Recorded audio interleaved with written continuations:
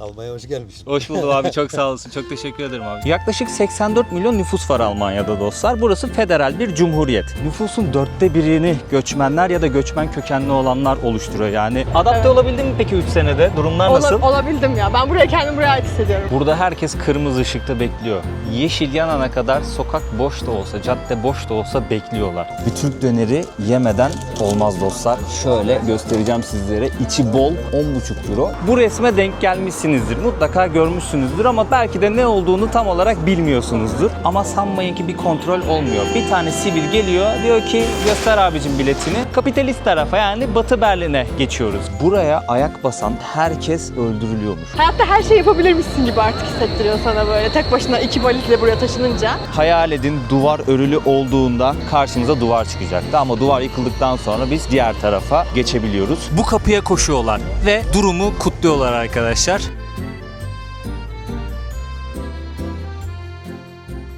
Türkiye'nin lider su arıtma markası Aura Sebilon Unique sunar. Umarım kamera buradan düşmez. Birazcık riskli bir yere koydum. Almanya'nın başkenti Berlin'den herkese kucak dolusu sevgilerimi iletmek istiyorum dostlar. Nasılsınız? Umarım iyisinizdir. Keyfiniz ve sağlığınız yerindedir. Beni soracak olsanız ben çok iyiyim. 2 gündür Berlin'deyim. Video editliyorum, birazcık dinleniyorum. Bulunduğum muhitte geziyorum. Birazcık böyle kendimle vakit geçiriyorum ve video işlerini hallediyorum diyebilirim. Ama artık gezip dolaşmanın vakti geldi. Şimdi Almanya'ya geldim. Rotamız Berlin'den başlayacak. Böyle farklı bölgelerini gezeceğim Almanya'nın. Umarım keyifli bir seyahat olur, güzel bir seyahat olur. Ama öncelikle Berlin'i tanıyacağız, gezeceğiz, öğreneceğiz dostlar. Sizlere kaldığım mahalleyi göstermek ve kaldığım yeri göstermek istedim. O yüzden bu açıyla başlamak istedim. Çok güzel bir yerde kalıyorum ben. Kaldığım yerin ismi Numa Stay. Odamdan manzara bu şekilde gözüküyor. Akşamları çok güzel oluyor. Çünkü gün hemen karşıdan batıyor ve ben de oturduğum yerden, balkonumdan gün batımını izleyebiliyorum. Burası da benim balkonum dostlar. Odam oldukça rahat. Burada çift kişilik bir yatak var. Yumuşacık bir yatak. Şöyle bir alanım var. Çalışma masası, televizyon, mini dolap, çay kahve, tabak, çanak vesaire her şey burada mevcut. Şöyle tuvaleti, banyoyu da göstereyim. Gayet tertemiz, sürekli sıcak su olan bir tuvalet, banyo. Benim odam burası, 516 numara. Uygulamaya geldim şimdi. Open Doors kısmı var. Buraya tıklıyorum. Hemen üstte Room 516 yazıyor. Şöyle bakın. Basılı tutuyorum, tamam mı? O pembe kutucuk dolacak. Basılı tutuyorum, pembe kutucuk doluyor ve kapımız açılıyor. Yeşil yandığını görüyorsunuz zaten ve odanıza giriş yapıyorsunuz. Diyelim ki bunu kullanmak istemediğiniz kod var burada. Size kod veriyorlar. Hemen bu kodu da buraya giriyorsunuz. OK tuşuna bastığınız an odanıza girebiliyorsunuz. Sağ olsunlar benim adıma da bir kod verdiler. Siz eğer Numa'da kalmak isterseniz belli başlı ülkelerde ve şehirlerde konaklama seçenekleri var. Linki açıklamaya bıraktım. Oradan rezervasyon yapabilirsiniz ve Burak Numa 20 kodu var. O kodu da girerseniz indirim kazanacaksınız dostlar. Çok kullanışlı bir şey, güzel bir şey. Ben kanalımda böyle şeyler paylaşmayı, sizlere kolaylık sağlamayı seviyorum. Seyahat edenler ufak ufak tiyolar alıyorlar benden, sağ olsunlar. Ben de çok mutlu oluyorum yani yardımcı olabileceğim bir konu oluyorsa. Ve bunları kanalımda paylaşmaya çalışıyorum. Metro istasyonuna doğru yürüyorum şimdi. Şehrin merkezine gideceğiz. O bölgelerde gezeceğiz genelde.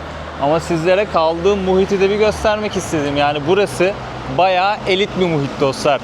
Dünyaca ünlü markalar, mağazalar hepsi burada. Çok lüks arabalar görüyorsunuz sokaklarda. Elit bir yerde kalıyoruz. Çevremizi de bir görelim şehrin merkezine gitmeden. Bu arada Almanya'ya geldiğimden beri 2 şey dikkatimi çekti. Birincisi tabii ki derli toplu düzenli, yani o Alman disiplinini görebiliyorsunuz. Ve kimse kimseye karışmıyor. Böyle herkes kendi halinde gibi. Belki de benim kaldığım muhitle alakalıdır. Bilmiyorum yani, ilerleyen zamanlarda daha net göreceğiz bunları ama derli toplu düzenli, herkes kendi halinde takılıyor.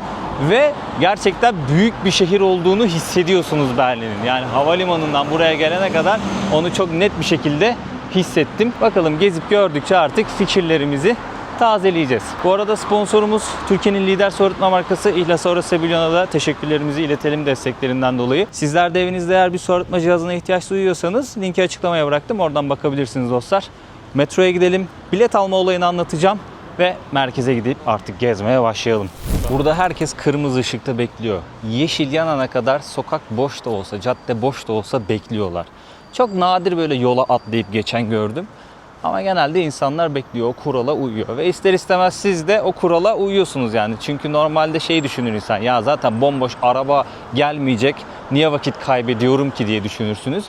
Ama böyle kuralcı ülkelere geldiğiniz zaman bir bekliyorsunuz yani. Siz de ister istemez bu kurala riayet ediyorsunuz. Almanya'daki toplu taşıma sistemini anlatacağım. Trenler var. U-Bahn, S-Bahn diye. Onların detaylarından bahsedeceğim. Şimdi U-Bahn trenine doğru geldim ben.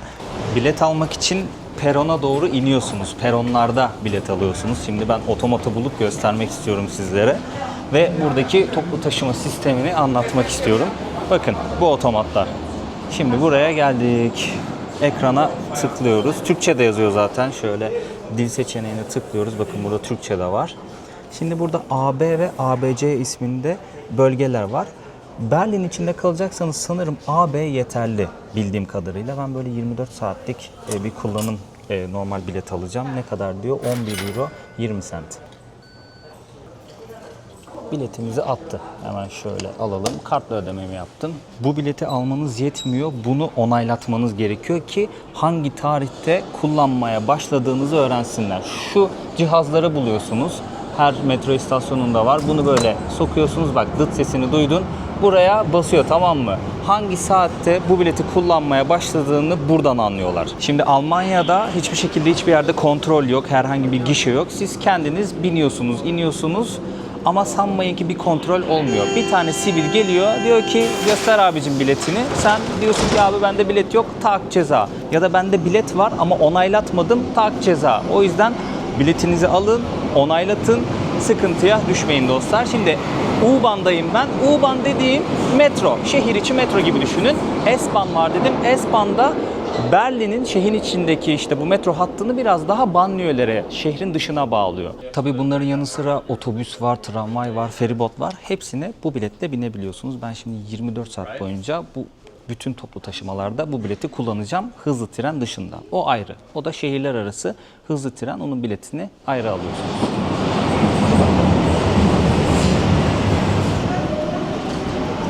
Şehir merkezine geldim şimdi dostlar. Google haritalardaki toplu taşıma sistemine bakarak ben buraya kadar geldim. Doğru gösterdi yolu. DB Navigator isminde bir uygulama da var. O daha kapsamlı. Oradan hangi saatte hangi tren kalkıyor, gecikme var mı, bir şey var mı? O daha kapsamlı bir uygulama. Oradan bakabilirsiniz. Bilet alırken otomatta AB ve ABC olarak ikiye ayrılıyordu biletler. Eğer siz Berlin Havalimanı'nı kullanacaksanız, buradan oraya gidecekseniz ya da havalimanından şehir merkezine gelecekseniz ABC yazan bileti almanız gerekiyor. Bunu da uyarılarıma ekleyeyim dostlar.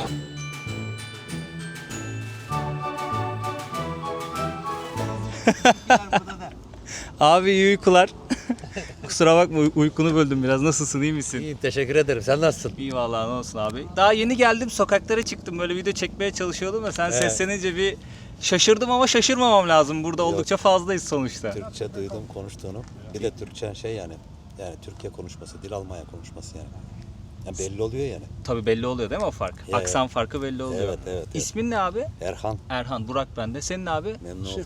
Şefo. Memnun oldum abi. Abi kaç yıldır buradasınız? Bayağı oluyor ya.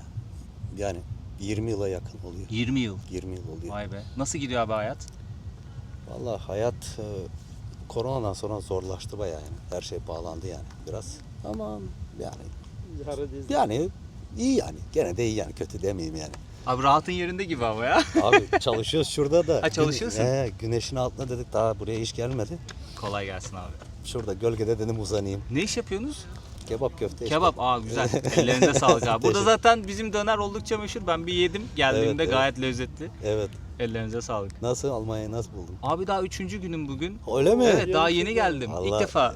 Almanya'ya hoş gelmişsin. Hoş buldum abi, çok sağ olasın. Çok teşekkür ederim abi. Gel senin Memleket elini sıkayım. neresi? İzmirliyim abi ben. İzmirlisin. Sizin Oo. memleketler nere? Biz göçmeniz. Göçmen nereden? Bulgaristan göçmeni. Bulgaristan. Ya. Güzel. Benim güzel bacanak abi. İzmirli ya. Bacanak İzmirli. Neresinden? Vallahi tam neresinden ben de bilmiyorum yani. Bacanak görse diyecek ki. Ama burada doğma büyüme. İzmir güzeldir ama abi. Ya. Bekleriz bir gün. Ya, teşekkür ederiz. İnşallah. İnşallah. İnşallah diyelim abi. Abi çok memnun oldum. Ben de memnun Kendinize oldum. çok iyi bakın. Sen de Görüşmek kendine iyi üzere. bak. Eyvallah abi. Kendine. Hadi kolay gelsin. Kolay gelsin abi. Bak paylaşıyorum YouTube'da. Hiç sorun yok. Eyvallah, sağ ol abi. Şehrin merkezine geldim. Sokaklarda dolanıyordum. Biraz bir hareketlilik var, şimdi göstereceğim sizlere sokakları. Çok güzel bir park gördüm. İçerisine daldım hemen dostlar. Grosser Tiergarten mı? Öyle bir şey. Telaffuzum çok yok. Lütfen kusura bakmayın, Almancam Ich bin Burak, Dankeschön, Bitteschön.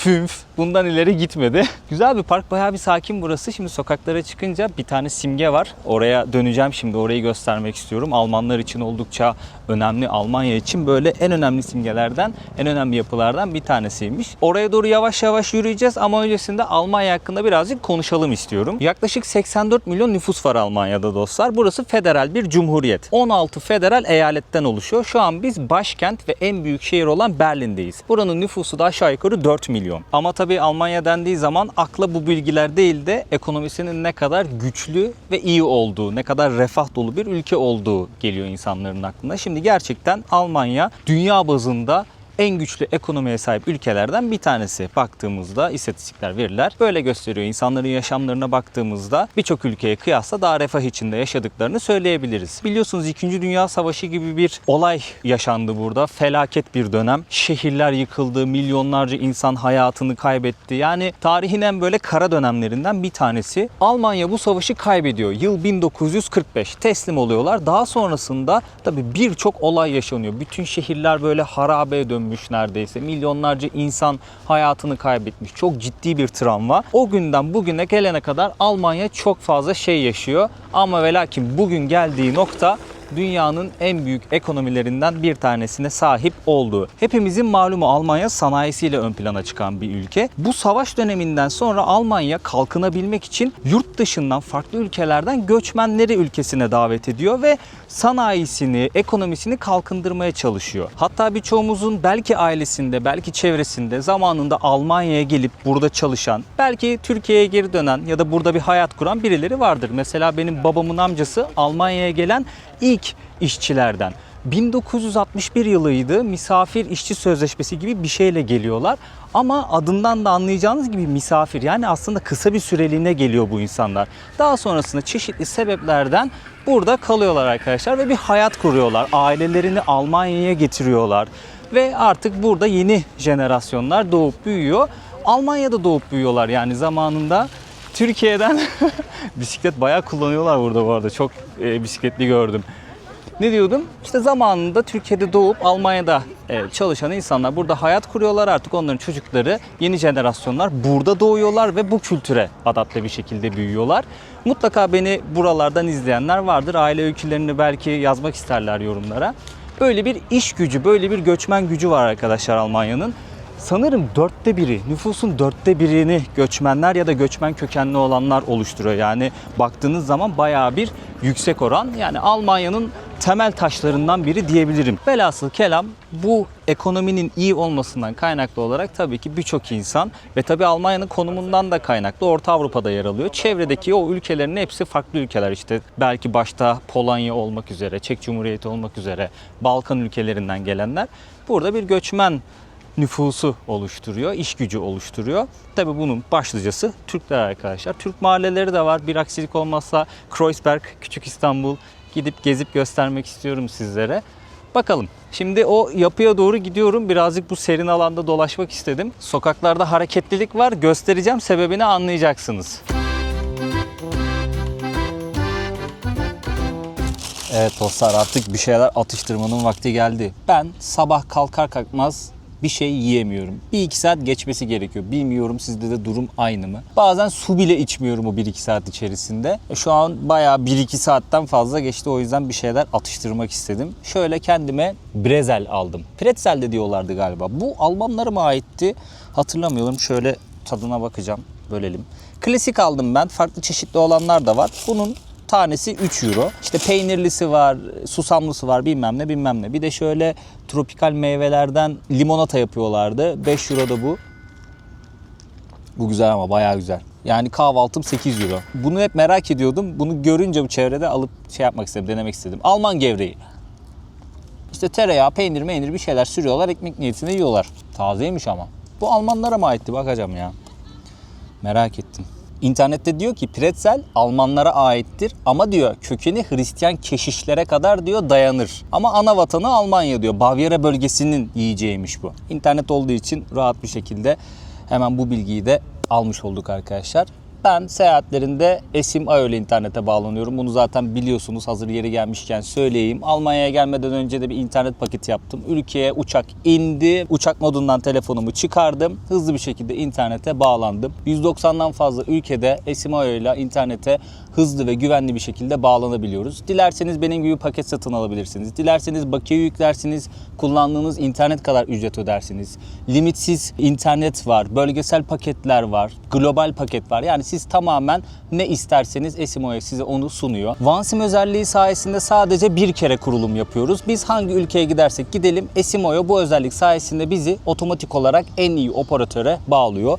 Burak 100 kodumuz var. Eğer Esim Ayo uygulamasını ilk kez telefonunuza indirip kullanacaksanız Burak 100 kodunu girdiğinizde $50 kadar olan yüklemelerde %100 ek bakiye veriyor Esim Ayo. Örneğin $20 mı yüklediniz? $20'da Esim Ayo veriyor. Oluyor size $40 bakiyeniz arkadaşlar. Telefonunuzun Esim'e uygun olup olmadığına bakın ama lütfen, bazı modelleri Esim'i desteklemiyor olabilir. Ben seyahatlerimde Esim Ayo kullanıyorum. Gayet de memnunum, gayet de rahatım. Hiç uğraşmıyorum. İnternet problemim olmuyor. Sadece gideceğim ülkede ya paket yapıyorum ya limitsiz internet alıyorum ve böylelikle internet konusunda kafam çok rahat oluyor. Bakın mesela biraz önce aklıma bir şey takıldı. Hızlı bir şekilde internetten bağlandım. Bakıp size bilgiyi verdim. Ailemle konuştum biraz önce yine. Onlar da başka bir ülkede seyahat ediyorlar. Bir sorun oluyor, hemen hızlı bir şekilde iletişimde oluyorum insanlarla. Elimiz ayağımız internet. Esim Ayo da bize baya bir kolaylık sağlıyor. Kendilerine de çok teşekkür ediyorum tekrardan ve kahvaltıma devam ediyorum. Krakeriyle aynı tat olması güzel ama krakerini yine gönül rahatlığıyla yemeye devam edeceğim. Arkadaşlar Pride'a denk geldik. Burada bayağı bir kalabalık var ki daha insanlar gelmedi. Yani akın akın buraya doğru yürüyorlar. Hava bayağı bir sıcak. Sağlı sollu bir sürü büfe görüyorsunuz. Yiyecekler, içecekler vesaireler. 1-2 saate burası ana baba günü olur. İleride de şimdi kapıya doğru söylemiştim ya size, burada önemli bir simge var diye. Oraya doğru gidiyorum ama sahne kurulu oranın önünde. Orayı göstereceğim. Umarım müzik çalmaz. Çünkü teliften dolayı ufaktan kaçabilirim oradan. Sizlere bu alanı da göstermek istedim. Şimdi Brandenburg Kapısı olduğu kısma geldik. Burada sahne görüyorsunuz. Sahne yüzünden kapıyı tam anlamıyla göremiyoruz. Ama Brandenburg Kapısı Almanya'nın belli başlı dönüm noktalarına sahne olduğu için çok önemli. Soğuk Savaş döneminde Berlin Duvarı'nı hatırlayacaksınızdır. Berlin Duvarı'nın sınırı burasıymış. Yani Doğu Berlin ve Batı Berlin'in ayrıldığı noktalardan bir tanesi. O yüzden insanlar birbirini bu kapının olduğu yerden görebiliyor ama karşı tarafa geçemiyormuş. 1989 yılında insanlar artık Doğu ve Batı Berlin'in birleşeceği haberini alınca, biliyorsunuz Berlin Duvarı yıkılacak ve Doğu ve Batı Berlin birleşecek. Bu kapıya koşuyorlar ve burada durumu kutluyorlar arkadaşlar. Hem ayrılığın hem de tekrardan birleşmenin sembolü Brandenburg Kapısı. Yani o Soğuk Savaş dönemini, daha nice olayları yaşamış ve ayakta kalmış bir kapı. O yüzden burası için oldukça önemli, bir kimliği temsil ediyor diyebiliriz aslında. O yüzdendir ki insanlar geliyorlar, burada fotoğraf çekiliyorlar, video çekiliyorlar. Brandenburg Kapısı'nı gören bir noktada çok meşhur bir otel var arkadaşlar. Hotel Adlon. Burası genelde sosyetenin kaldığı bir yer. Ama ve lakin tarihte ünlü kişiler de bu otelde kalmış. Mustafa Kemal Atatürk, İsmet İnönü, Albert Einstein, Thomas Edison vesaire vesaire bilindik, tanıdık bazı isimler bu otelde konaklamışlar dostlar. Ama bizler bu oteli bir tane fiyasko olaydan biliyoruz. Michael Jackson Berlin'i ziyaret ediyor, bu otelde kalıyor. Hayranlarını selamlamak için cama çıktığında çocuğunu kucağındayken aşağı sarkıtıyor. Nasıl, elinden mi koyuyor? Bir şeyler oluyor. Çocuk aşağı sarkıyor ve tabii ki o anlar kameraya alınıyor. Fotoğrafa alınıyor dostlar. Bizler o fiyasko olayla bu oteli aslında biliyoruz. Bundan biliyoruz yani, başka ne diyeceğim bilemedim. Şimdi önemli bir yere daha götüreceğim sizleri. Hazır bu çevredeyken yakın olan yerleri sizlere göstereyim. Daha sonrasında şehrin farklı noktalarına da devam edeceğiz. Bir yandan da kalabalık buraya doğru gelmeye devam ediyor. Şu an tam olarak karşımızda Federal Almanya Cumhuriyeti'nin meclisi var. Milletvekilleri buranın genel kurul salonunda yasama çalışmalarını yürütüyor. Reichstag deniyor buraya arkadaşlar. Bir yanda Federal Almanya Cumhuriyeti'nin bayrağını görüyoruz. Kırmızı, sarı ve siyah. Diğer yanda masmavi bir bayrak görüyoruz. Üzerinde sarı yıldızlar var. O da Schengen bölgesinin bayrağı. Bu bina önemli bir bina. Genellikle buraya gelen insanlar ziyaret ediyorlar. Bu binayı görmek istiyorlar. Sadece dışından görmekle yetinmeyebilirsiniz. Dilerseniz resmi sitesinden bir ziyaretçi formu doldurarak giriş saatinizi belirleyerek burayı ziyaret edebiliyorsunuz. Tamamen ücretsiz, şeffaf bir kubbe var ve tam olarak meclisi görüyor. Yukarıdan meclisi izleyebiliyorsunuz. Bunun sebebi de şeffaf bir demokrasi yürütüldüğü anlamına geliyor. Aslında bir mesaj gizli. Yani diyor ki biz şeffaf bir demokrasi yürütüyoruz. Halk hepimizden üstün, buradaki milletvekillerinden üstün. Hepimiz halka hesap vermekle yükümlüyüz. Halk istediği zaman gelip bizi izleyebilir, denetleyebilir, hesap sorabilir. Tamamen bu mesaj veriliyor dostlar. Yani biz halk olarak milletvekillerini mutlu etmekle yükümlü değiliz. Onlar bize hizmet etmekle görevli. Böyle bir mesaj gizli altında arkadaşlar. Olması gereken de bu. Dediğim gibi ücretsiz bir şekilde sadece bir form doldurarak, randevu oluşturarak burayı ziyaret edebiliyorsunuz. Bunun sebebi de birincisi güvenlik önlemi. Meclis yani burası. Güvenlik önlemi almak isteyeceklerdir. İkinci sebep de bir yoğunluk olmasın diye o yoğunluğu da kontrol altına almak isteyeceklerdir.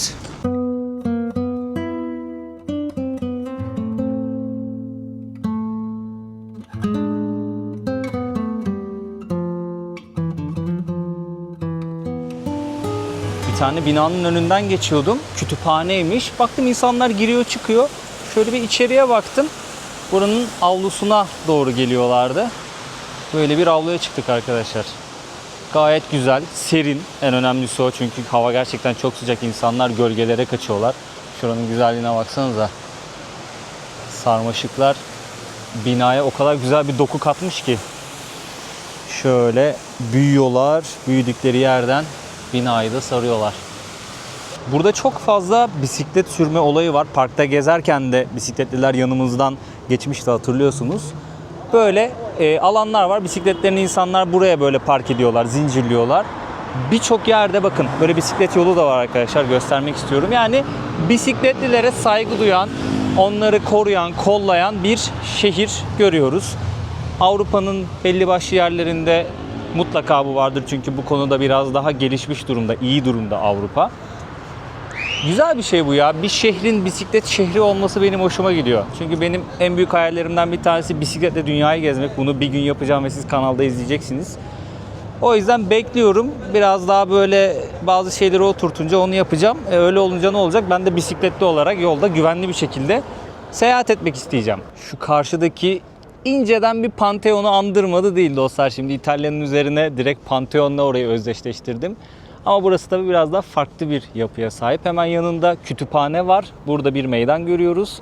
Hemen onların karşısında da ne var? Üniversite var. Humboldt Üniversitesi'ymiş. Önüne de şey koymuşlar. Birkaç böyle antika vesaire bir şeyler satıyorlar ama fotoğraf, video yasak diyor. O yüzden çok yaklaşamıyorum oraya. Sıcak hava ya. Gerçekten sıcak. 2 gün önce filan ben buraya geldiğimde üşüdüm. Açık söyleyeceğim sizlere, bayağı bir üşüdüm. Ama bugün topladı hava. Şehri yürüyerek keşfetmeye çalışıyorum ve anladığım kadarıyla birazcık böyle harita üzerinde de inceledim Berlin'i. Merkeze geldiğiniz zaman gezilip görülecek yerleri en azından birçoğunu yürüyerek keşfedebilirsiniz. Yani bu açıdan Berlin hoşuma gitti. Ve rahat bir şekilde yürüyebiliyorsunuz çünkü kaldırımlar oldukça geniş. Caddeler de geniş bu arada arkadaşlar. Güzel, düzenli bir şehir. Yani bunu çok net bir şekilde gözlemleyebiliyorsunuz. Kulağıma sürekli bir Türkçe çalınıyor. Ama var ya böyle bir grup, işte aileler, telefonla konuşan vesaire, sürekli bir Türkçe çalınıyor kulağıma. Hatta şu suyu almaya gittiğimde işte büfeci bir abiye şöyle bir selam verdim. Soğuk suyun olduğu kısma gittim. Suyu aldım filan. Abi anladı belki de Türk olduğumu. Direkt Türkçe konuştu benimle. O kadar fazla Türk nüfusu var ki burada. Türkiye'den gelen bir sürü insan var. Hem 1961'de bu misafir işçi olarak gelenleri anlatmıştım ya, hem onlar işte zamanında kalıyorlar, bir aile kuruyorlar, yeni nesiller burada doğuyor. Hem de son zamanlarda beyin göçü olarak buraya gelenler. Sizleri bir arkadaşımla tanıştırmak istiyorum. Birazdan videoma dahil olacak. O da mesela birkaç sene önce beyin göçüyle buraya gelen birisi. Türkiye'de eğitim alıyorlar. İşte hayat şartları, yaşam şartları hepsini kıyaslıyorlar kendilerince. Ya da yeni bir tecrübe edinmek istiyorlar. Ya da yurt dışından çok iyi firmalardan teklifler alıyorlar ve belli başlı ülkelere yerleşiyorlar. Almanya bunların başında geliyor. Çünkü gerçekten çok fazla bir Türk nüfusu var. Refah seviyesi yüksek. Belki daha iyi kazanıyorlardır burada. O da bir tercih olabilir. burada daha iyi bir hayat kurabileceklerini düşündükleri için buraya yerleşiyorlardır diye düşünüyorum. Ve son zamanlarda bizim ülkemizde de bayağı bir konu oldu bu durum. Çünkü bizde yetişiyor insanlar, eğitimlerini alıyorlar, sonra memleketlerini, ailelerini, arkadaşlarını bırakıp gelip buraya yepyeni bir yere hayat kuruyorlar. Zor. Gerçekten çok zor bence. Gezmek mesela o kadar zor değil. Bir yere yerleşip sıfırdan bir hayat kurmak, yabancı bir yerde yaşamaya çalışmak bence daha zor. 1961'de o insanların yaptığı şey çok büyük cesaret istiyordu bence. O yüzden takdir ediyorum onları yani. Çok büyük saygı duyuyorum. Böyle olunca çok fazla tabii Türk nüfusu oluşuyor. Ben internette 3 milyon falan okudum. Bilmiyorum yani burada yaşayanlar daha iyi biliyordur. Ben araştırdığımda 1,5 milyonla 3 milyon arasında çeşitli rakamlar okudum. Yardımcı olurlarsa bilgilendirme açısından çok sevinirim. Yanlış bir bilgi vermek istemiyorum. Doğal olarak birçok yerde Türkçe de geçiyor yani. Böyle suyumuzu alırken abiyle selamlaşıp Türkçe konuşabiliyorsunuz. Her yerde öyle bu arada. Bu arada sohbet ede geziyoruz bir yandan ve güzel bir parka geldim. Lutz Garden mıydı çok bilmiyorum ama Müzeler Adası olarak geçiyor. Arkamda Pergamon Müzesi var. Burası İzmir Bergama'yı bilirsiniz. Bergama zamanında, o krallık zamanında belli başlı tarihi eserleri kaçırıp buraya getirmişler. Burada sergiliyorlar arkadaşlar. Hemen Berlin Katedrali'ni görüyoruz. Burası şehrin simge yapılarından bir tanesi. Mutlaka Berlin'e gelen burayı ziyaret edermiş. Burada fotoğraf çekilirmiş. İtalyan barok mimarisi imiş. Çok anlamam ama okuduğum bilgiler arasında bu da vardı. Tabi bu parkta da insanlar vakit geçiriyorlar. Nehrin hemen yanındayız. Gayet güzel, serin. Gölgelere kaçıyor insanlar genelde. Bak orada da oturuyor aileler. Türkler var, görüyorum, anlıyorum yani. Bazen kamerayı falan böyle uzaktan bakıyorlar. Ben Türkçe konuşuyorum ya. Süzüyorlar beni bu ne diyor falan diye. Dilerseniz buradaki müzelere de bilet alıp tabii ki girebiliyorsunuz. Belli başlı kısımları açıkmış ama Bergama Müzesi diyeceğim artık buna. Tadilattaymış. Haberiniz olsun. Yani ülkemizdeki belli başlı eserleri tutamamamız maalesef çok üzücü bir durum. Yurt dışında gidip ziyaret etme şansına sahip oluyoruz ama üzücü bir durum yani. Hemen karşımızda Berlin Katedrali duruyor. Burada da çocuklar eğleniyorlar. Bu kuleyi de Berlin'in her yerinden görüyorsunuz bu arada. Yani illaki bir gözünüze ilişiyor. Televizyon kulesi 368 metreymiş. Havalimanından bile görünüyor dostlar. Doğu Almanya, Batı Almanya ayrımında Doğu Almanya tarafında kalan bir kule. Komünist rejim tarafından siyasi ve güç gösterisi olarak yapılmış. Hemen sağ tarafımızda da bir nehir kalıyor burada. Turistler olsa gerek bir tura çıkmışlar. Nehirde turda yapabiliyorsunuz. Rengi görüyorsunuz yani nehrin rengi birazcık farklı. Biliyorsunuz nehrin içerisi ya suyun içerisindeki algler, işte dip kum mu, çamur mu vesairenin hepsi bunun rengini etkiliyor. Neden rengi öyle diye sormayın. Sadece kirden kaynaklanmıyor o renkler. Zaten benim seyahatlerimi takip edenler bu bilgileri ben daha öncesinde de vermiştim, hatırlayacaktır. Sağ köşede bir evsizin sanırım eşyaları var. Evet, sağ tarafta evsizler olabilir. Aşağıda bir yerde kalıyor olabilirler. Gördüm. Az da olsa evsizlerle denk geldim Berlin'de. Ya benim kaldığım muhit elit bir muhit. Orada bile birkaç tane evsiz abimiz vardı. Kolay değil, zor bir hayat.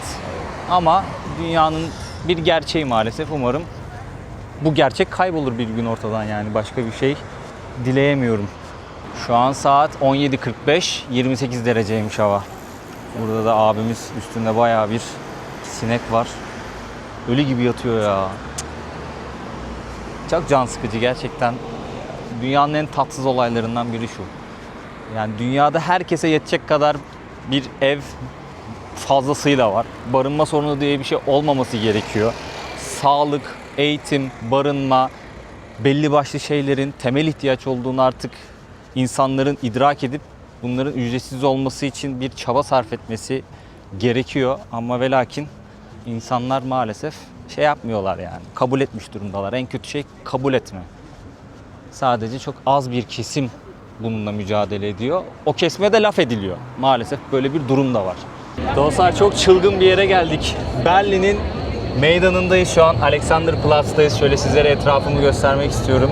Bakın şu karşıda yazıyor Alexanderplatz diye. Burası Almanya'nın en büyük şehir meydanıymış. Videonun bu kısmından sonra yalnız değilim. Bana Dilara eşlik edecek. Çok teşekkür ediyorum kendisine. Rica ederim. Nasılsın, iyi misin? İyiyim, sen nasılsın? İyiyim, ben de teşekkür ederim. Çılgın bir yere geldik. Evet. Berlin'in kalbi. Berlin'in kalbi değil mi? Aynen, evet. Burası eski bir meydan. Bayağı eski bir meydan. Bir sürü böyle alışveriş merkezi falan bir Evet. şeyler görüyorum, dükkanlar görüyorum. Aynen. Şurası da ana istasyon değil mi? Evet. Tren istasyonu. Aynen. Alexanderplatz Espan istasyonu orası. Espan istasyonu. Aynen. Aha. Burada Espan, U-Bahn. Anlattım ben onun ayrımını. Evet. Böyle yürüyebiliriz Tamam. o zaman. Tamam. Sen ne yapıyorsun şimdi buralarda? Ben burada yaşıyorum 3 yıldır. 3 yıl önce taşındım buraya. Beyin göçü olarak gelenlerdensin. Aynen, evet. Biraz önce dedikodunu yapıyordum ben. Evet öyleymiş. Videoyu bekliyorum heyecanla izlemek için. Evet 3 yıl önce işle taşındım ben buraya. 3 yıldır Berlin'de yaşıyorum. Ne iş yapıyorsun ayıptır sorması? Mühendisim ben. Güzel. Ne mühendisi? Endüstri mühendisi. Endüstri mühendisi. Burada çok fazla sağlık alanında ve mühendislik alanında bir iş gücü geliyor dışarıdan. Özellikle Evet. Türkiye'den çok Doğru. fazla geliyor. Doğru. Evet ya Türkiye'den ve Hindistan'dan çok geliyor bence ama Türkiye'den gelmesinin nedeni hem ülke olarak yakın bir kültürde olması hem de mesafe az ve insanlar daha rahat adapte olabiliyor bence zaman farkından ve şeydense Hindistan gibi bir yerden. Ve buradaki Türklerin sayısı artık zaten, evet. belli başlı semtler direkt Türkiye gibi yani. Evet doğru. Doğru. Adapte Evet. olabildin mi peki 3 senede? Durumlar nasıl? Olabildim ya. Ben buraya kendimi buraya ait hissediyorum İstanbul'dansa. Sen buradaki işi bir fırsat olarak görüp bir Evet. deneyim elde etmek istemişsin. Evet. Hikayeni ben ufaktan anlatayım, sen de Doğru. devam ettir. Ve o yüzden buraya bir adım atmışsın. Evet. Çok büyük bir cesaret bu arada. Sıfırdan Evet. yabancı bir yerde hayat Evet. kurmak. Tebrik ediyorum seni. Teşekkür ederim. Bence de çok zor. Bir daha yapar mısın dersen sanmıyorum. Müthiş bir tecrübe bence. Hayatta her şeyi yapabilirmişsin gibi artık hissettiriyor sana böyle. Tek başına 2 valizle buraya taşınınca. 25 yaşında geldin Evet, buraya. aynen. Bir de dil bilmeden, tabii ki Almanca falan bilmeden.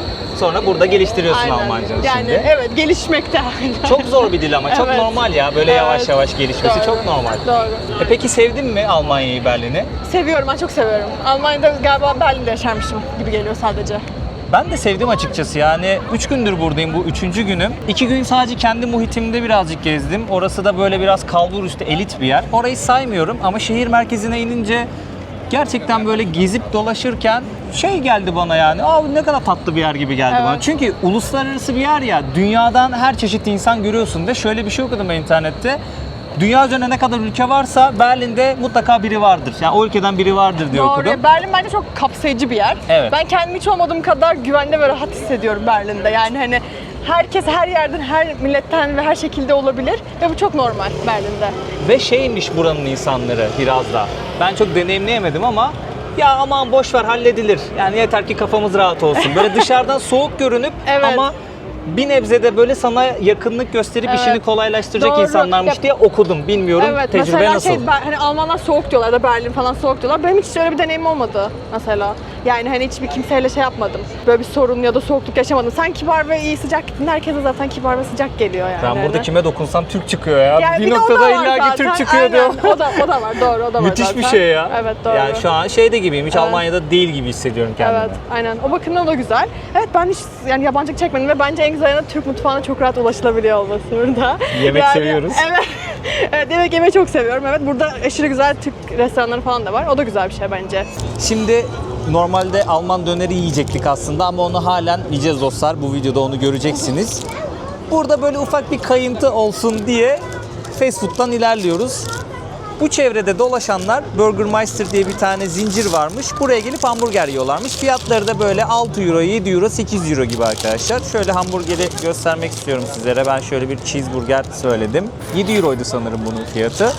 Şöyle de bir patates dilerseniz söylüyorsunuz. Bunun da fiyatı 4 euro. Fiyatları da söylüyorum ki ola ki buraya gelirseniz bilgi olsun ya da ucuz mu pahalı mı yorumlarda yazabilirsiniz. Bir tadına bakalım nasılmış. Yani boyut olarak ben bundan bir 3 tane yerim gibi hissediyorum ama tabii ki kendimi Alman dönerinde saklıyorum. Alman döneri demek yani Alman döneri biz Türkiye'de öyle dediğimiz için aslında öyle değil. Türk döneri Almanya'daki Türk döneri. Özür diliyorum, düzeltiyorum. Linçlemeyin. Gayet iyi bu arada tadı. Ekmek yumuşak, köftenin tadı süper. İçerisine işte domates, soğan, yeşillik, mayonez, turşu bir şeyler koymuşlar. Dilerseniz siz istediğinizi çıkarıyorsunuz ya da ekstra bir şey ekleyebiliyorsunuz. Gayet iyi bu arada. Ben çıtır patates seviyorum ama. Evet ben de daha çok Bu yumuşak. seviyorum. Ya kötü değil, bence lezzetli yine ama Evet. hamburger daha güzel. Hamburgeri çok iyiymiş ama patates o kadar değil.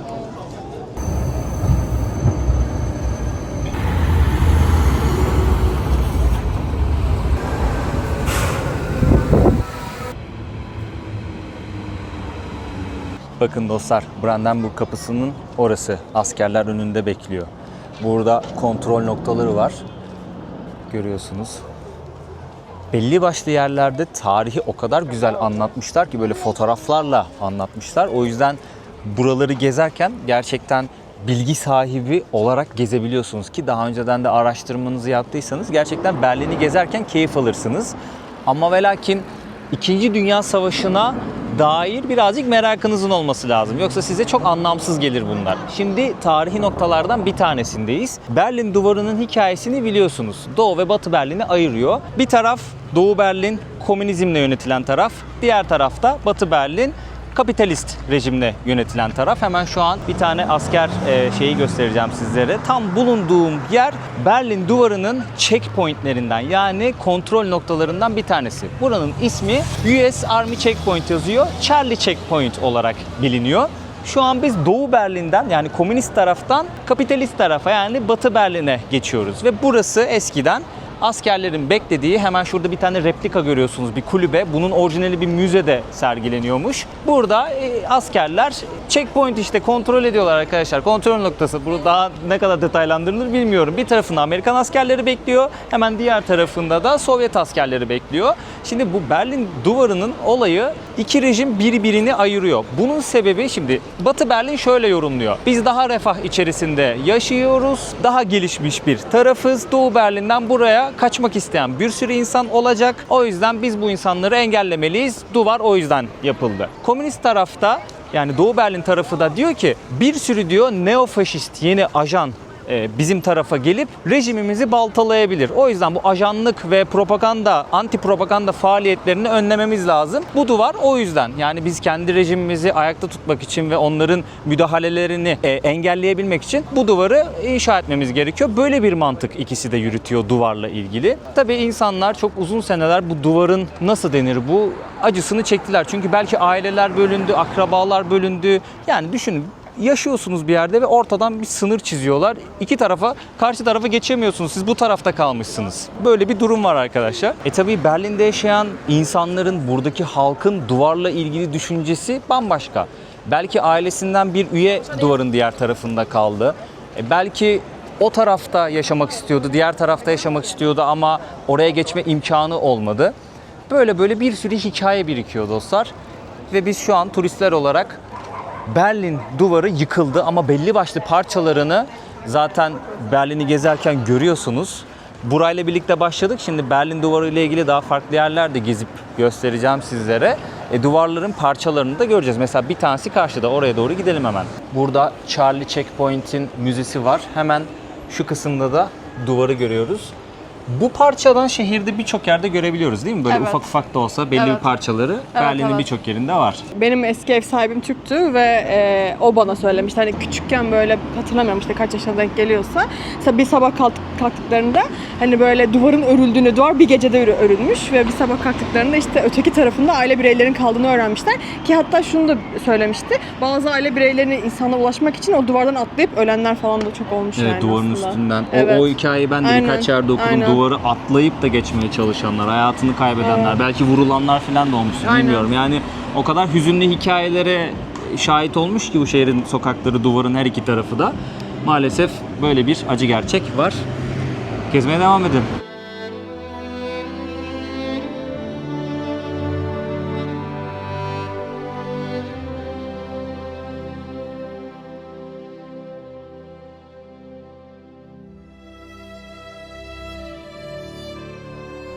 Dostlar, Berlin'de hava o kadar değişken ki aynı İzmir gibi arada böyle bir yağmur atıştırıyor, bir serinliyor, bir güneş çıkıyor. Gayet değişik bir hava var. Bir ceket giydirdi sağ olsun. Geldiğimde de zaten soğuktu. Ara ara güneş çıkıyor, ara ara böyle bir serinliğini hissettiriyor. Şimdi Almanya'ya kadar gelip bir Türk döneri yemeden olmaz dostlar. Gold Kebap isminde bir yere geldim. Bir öneri olsun. Google haritalardan puanına baktım. 4.9 puan almış. Yeni şubesindeyim ben. Bu bölgenin ismi neydi ya? Charlottenburg. Charlottenburg'da yeni bir şube açmışlar. 1400 küsür falan yorumda bu puanı almış. Gayet de sanırım sevilen bir yer. Bayağı da bir sıra bekledik. Şöyle göstereceğim sizlere. İçi bol. Sos seçiyorsunuz. döneri koyuyorlar. Salatanızı seçiyorsunuz. Afiyetle yiyorsunuz. Ben big döner aldım. Büyük döner aldım. 10,5 euro. İçine fazla et koyuyorlar. Bir de bunun normal döner kebabı var. Onun içerisine biraz daha az et koyuyorlar. O da 9 euro arkadaşlar. Tabii ki de yanına ne içeceğiz? Ayran içeceğiz. Burada pipetle ayran içilmiyormuş. Yani pipeti soktun, ayranı içtin. Eleştiri meselesi. O yüzden ne yapıyoruz? Ayranı ağzını açıp içeceğiz. Bir de siz burada sipariş verdiğiniz zaman tabii ki sadece döner kebap yok. Farklı şeyler de var ama diyelim ki böyle döner yemek istediğiniz tabakta da yiyebiliyorsunuz. İşte yanına patates vesaire bir şey koyuyorlar. Yani bir sürü seçeneğiniz var. Çatalı alıyorsunuz. Önce üstten böyle etinden birazcık yiyorsunuz. Bu arada puanının hakkını veriyor gerçekten. Bayağı lezzetli, bayağı lezzetli. Ben Berlin'e geldiğimde farklı bir dönercide yemiştim. Yediğim ilk şey yine dönerdi. O da çok iyiydi mesela. O da bayağı iyiydi. Bu da gayet lezzetli. Hafif böyle acılı paprika bir sos sürdü arkadaş. Salata koydu. Harbiden lezzetliymiş ya. Bak çok fazla buraya gelmeden önce duyuyordum Almanya'da döner başka. Mutlaka yiyin. Gerçekten çok lezzetli diye. Ya insan şimdi Türkiye'de yaşayınca burada bu döneri tatmayınca bir düşünüyor lan zaten biz lezzetli döner yiyoruz Türkiye'de. Ne farklı olabilir ki diye düşünüyorsun ama gerçekten lezzetli burada da. Gayet iyi yani. Ellerine sağlık kim döner yapıyorsa. Yani Almanya'nın milli yemeği olmuş diyebilirim artık döner. Herkes döner yiyor. Berlin duvarının örülü olduğu dönemlerde yaşasaydık şu an tam olarak duvar önümüzde olacaktı dostlar. Bu gördüğünüz metal çubuklar Berlin duvarını temsil ediyor ve bu şekilde ilerliyor. Biz şu an duvarın bir tarafındayız. Bunun arka tarafına geçeceğim şimdi. Yani duvarın diğer tarafına geçeceğim. Ama hayal edin duvar örülü olduğunda şöyle sizlere Berliner Mauer yazısını göstermek istiyorum. Berlin duvarı demek 1961-1989 yılları arasında şu an bulunduğumuz bu yerde duvar vardı. Karşımıza duvar çıkacaktı ama duvar yıkıldıktan sonra biz diğer tarafa bugün geçebiliyoruz. 1989'da yıkılıyor duvar. Burası Berlin Duvarı anıtı. En gerçekçi şekilde en iyi bilgiyi alabileceğiniz yer olarak söyleniyor Berlin Duvarı hakkında. Burada çünkü gözetleme kulesi vardı ve bilgilendirici notlar burada daha fazla. Bir maket yapmışlar, metalden bir maket yapmışlar arkadaşlar. Şu an bulunduğumuz yer neresi? Hemen onu göstereceğim. Bakın şu duvar. Öncelikle onu söyleyeyim. Şu duvarı görüyorsunuz. Biz bu caddedeydik aslında. Bakın şu caddenin hemen ilerisindeydik. Hemen sizlere bulunduğumuz yeri de göstereceğim. Nereden geldiğimizi anlayın. Şurayı görüyorsunuz değil mi? You are here yazıyor. Yani şu an buradasınız yazıyor. Onun hemen ilerisinde C ve D harflerini görüyorsunuz. Oradan biz biraz önce yürüyerek bu tarafa geçtik. Yani şu an bulunduğumuz şu kısma geçtik. Burayı ziyarete geldiğinizde görmeniz gereken yapıların başında burası geliyor. Ölüm şeridi diyorlar arkadaşlar buraya. Orijinal haliyle korunmuş. Burada bir gözetleme kulesi görüyorsunuz. 24 saat boyunca askerler silahlarla ve dürbünlerle bu alanı izliyorlarmış. Şimdi şu boşluklardan alanı görebiliyoruz. Şöyle göstermek istiyorum sizlere. Bu alanı görebiliyorsunuz. Burayı ziyaret edebiliyorsunuz. Tabii iç kısma geçemiyorsunuz. Buraya ayak basan, izinsiz ayak basan herkes öldürülüyormuş. O yüzden ölüm şeridi diyorlar buraya. Tahmin edebilirsiniz o dönem Berlin duvarı örülüyor. Duvar tarihi boyunca sürekli birileri duvarın diğer tarafına geçmeye çalışmış. Duvarın üstünden atlamaya çalışmışlar. Belli başlı yerler kullanmışlar geçmek için ama ve lakin başarılı olanlar da olmuş ama hayatını kaybeden insanlar da olmuş. Duvarın diğer tarafına geçemeyenler de olmuş. Ölüm şeridi oldukça önemli. Yani burada belki de birçok insan hayatını kaybetti. Şöyle bir alandan içeriye giriyorsunuz. Zaten burası böyle bir park gibi bir yer arkadaşlar. Buraya gezmeye geldiğiniz zaman bu parkın içerisinde biraz ileriye doğru yürüdüğünüzde hemen şurası karşınıza çıkacak ve ölüm duvarının olduğu kısmı ziyaret edeceksiniz.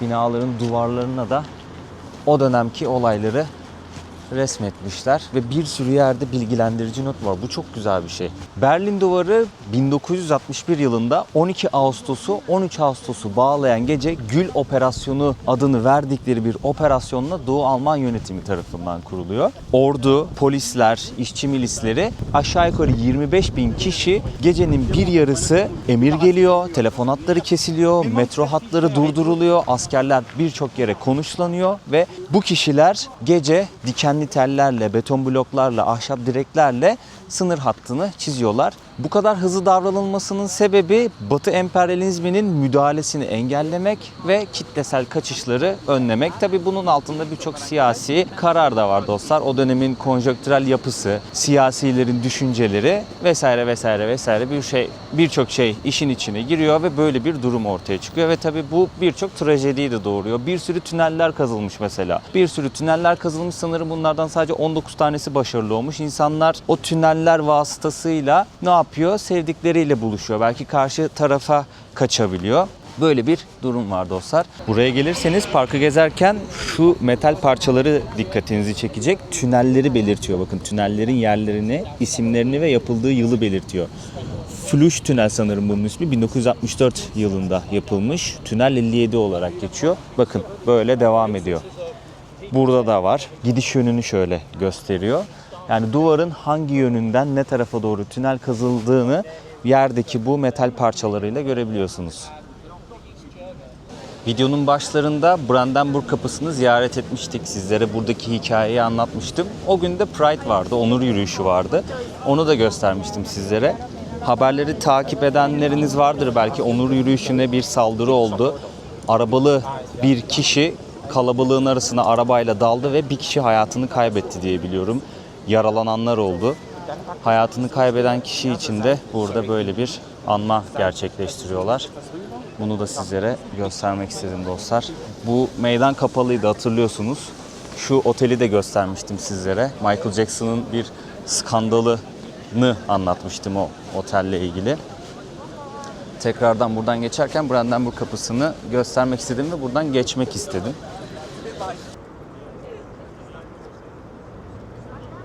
Birazdan oldukça ikonik bir resim göstereceğim sizlere. Mutlaka internette gezerken, sosyal medyada bir yerde bu resme denk gelmişsinizdir. Mutlaka görmüşsünüzdür ama belki de ne olduğunu tam olarak bilmiyorsunuzdur. Şu an kalabalığı görüyorsunuz. Herkes fotoğraf çekilmek için bu resmin önüne geliyor. 2 tane yaşlı erkeğin öpüştüğü bir resim görüyoruz burada. Şöyle sizlere göstermek istiyorum. Bir tanesi eski Sovyet lideri Brejnev, diğeri de Doğu Almanya lideri. Sanatçı dostumuz Kardeş Öpücüğü Verdiği isimli eserinde bu iki lideri bu şekilde resmetmiş. Bu resmi East Side Gallery, yani Doğu Yakası Galerisi'nde gelip ziyaret edebilirsiniz. Ücretsiz. Şimdi Berlin Duvarı ile ilgili belli başlı yerler ziyaret ettik. Burası da önemli yerlerden bir tanesi. Çünkü 1.3 kilometre uzunluğunda ve duvar en sağlam, en uzun şekliyle en sağlam burada ayakta kalmış.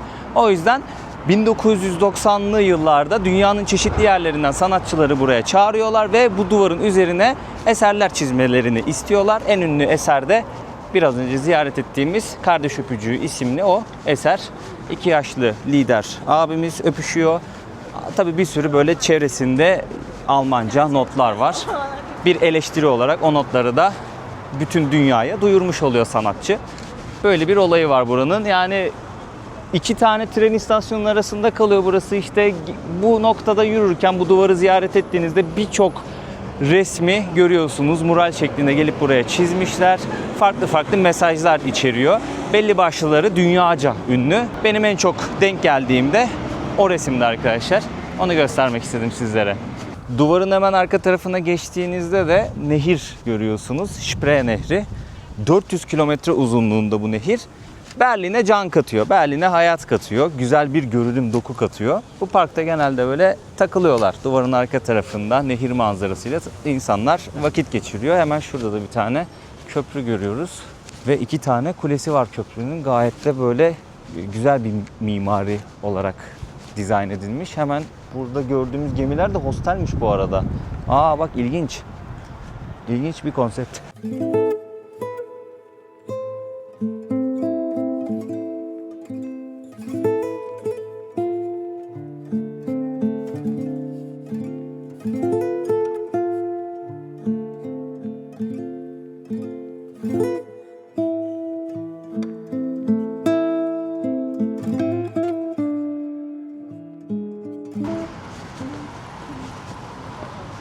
Ay ne güzel gözüküyor karşıda ya. Bayağı güzel gözüküyor bulutların arasından. Ve sanırım dolunay gibi bir havası var. Yani buradan çok net göremiyorum. Akşamları bayağı bir sakinliyor ama bu arada. bayağı bir sakinliyor Berlin sokakları. Tabii belli başlı muhitlerde yine kalabalıklar vardır. Yok değildir yani. İnsanlar restoranlarda, kafelerde, barlarda vakit geçiriyordur. Buraya da bir polis arabası gelmiş, bir de ambulans gelmiş. Sanırım bir olay var, bilmiyorum. Çocuklarla konuşuyor polis. Bir şeyler olmuş herhalde. İlk videomuzda Almanya'dan Berlin'i gezip dolaştık. Tabii ki de çok daha fazla gösterilecek, anlatacak şey vardır. Ama böyle olsun bu video. Umuyorum ki diğer videolarda daha fazla şeyler anlatırım, daha farklı şeyler gösteririm ve onları keyifle izlersiniz. Videoyu beğenmeyi, yorum atmayı, kanalıma abone olup desteklemeyi unutmayın dostlar. Almanya'dan izleyenler varsa, öneriler verebilirse Almanya ile ilgili genel olarak böyle çok sevinirim. Yorumlarda belirtebilir. Kanalıma ücretsiz bir şekilde abone olup zili açıp desteklerseniz çok büyük katkı sağlamış olursunuz. Soğudu hava, ben artık otelime gideceğim. Kendinize çok iyi bakın. Çüss diyorum.